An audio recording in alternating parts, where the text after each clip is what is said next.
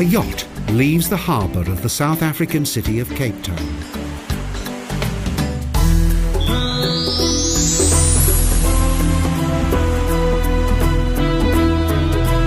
The boat is heading for Robben Island, an island that lies just 11 kilometres off the coast. This place once contained an infamous prison. Today, it not only attracts tourists, but also many different bird species.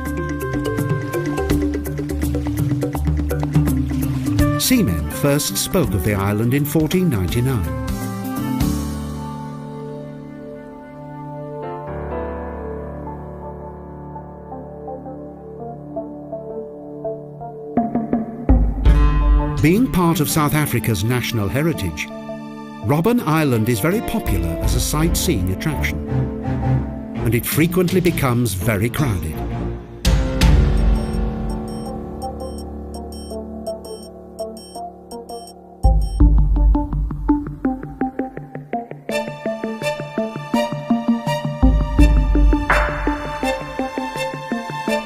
In the 16th century, the Dutch used the island as a prison, but only the remains of later buildings have survived. During apartheid, people were imprisoned here for their political beliefs.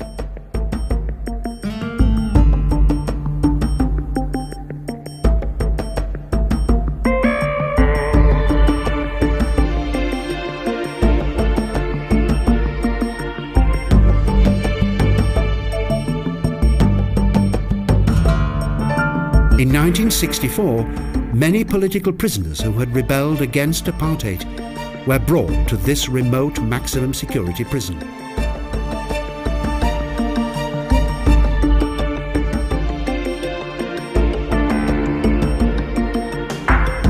Following the so-called Rivonia trial, Nelson Mandela and 7 other ANC members were sentenced to life imprisonment on Robben Island.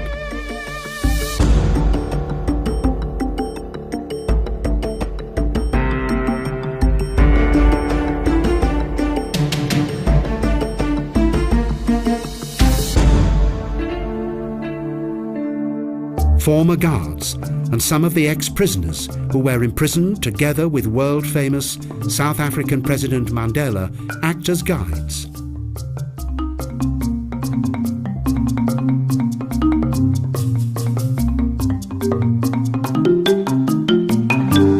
The leader of the South African anti-apartheid movement spent 18 of his 28 years of imprisonment on the island. In 1982, Nelson Mandela was moved to a prison in Cape Town.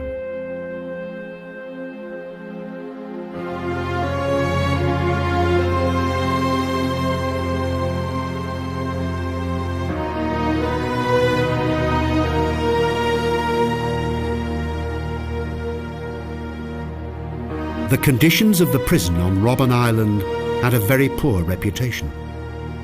The early years of imprisonment were particularly harsh and frightening for its prisoners.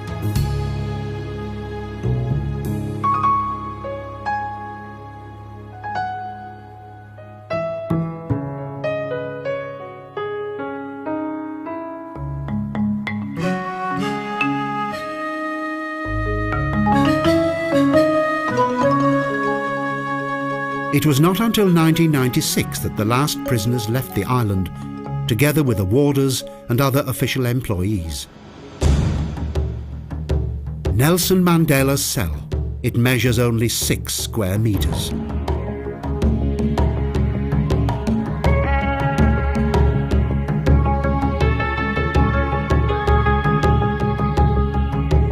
Mandela's cell was located in the most secure area of the prison. Political leaders were placed in solitary confinement.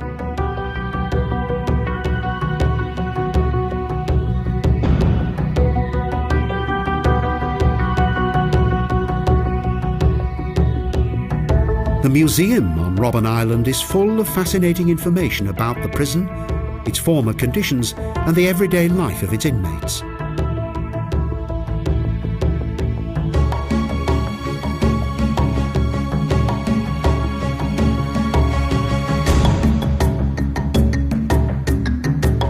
Up until the 1970s, the prison didn't possess a dining hall or any modern sanitary facilities.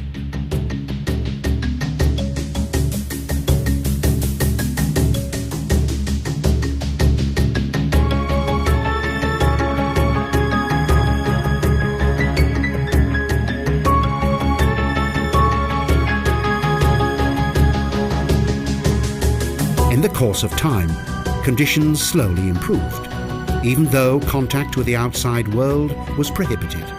Visitors and even radio news broadcasts were prohibited.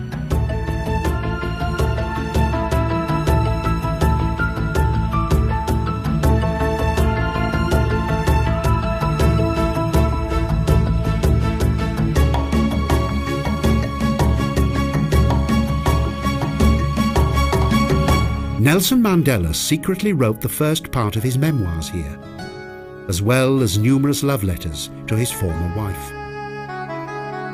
But in the 1960s, prisoners were only permitted to send 2 letters each year.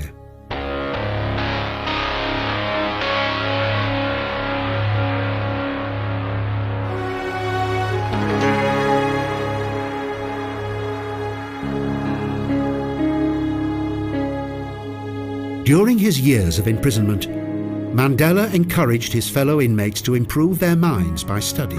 Therefore, the island quickly became known as Mandela University.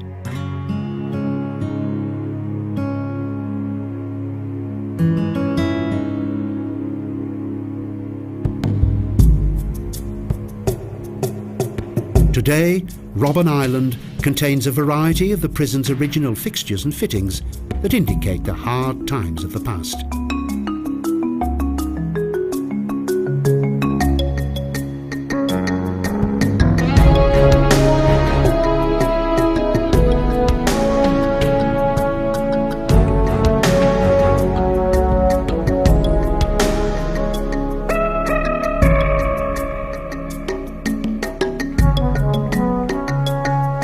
In the mid-1980s, anti-apartheid protests escalated, and this resulted in hundreds more protesters being incarcerated. The island's tranquil atmosphere is therefore deceptive.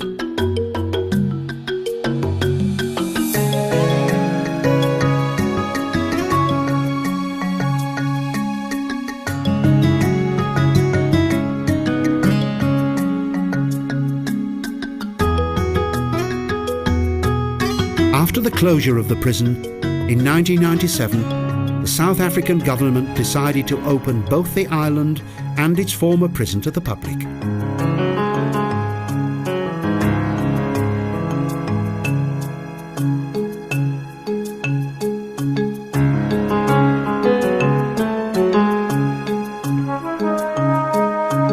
Thus, the face of Robben Island changed from being a place of terror and suppression to one of pilgrimage, a symbol of resistance and also a tourist attraction.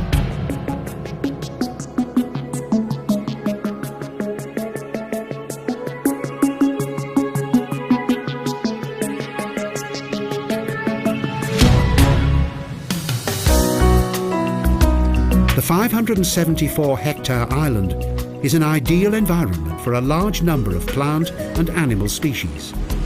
Over 70 varieties of birds inhabit Robben Island.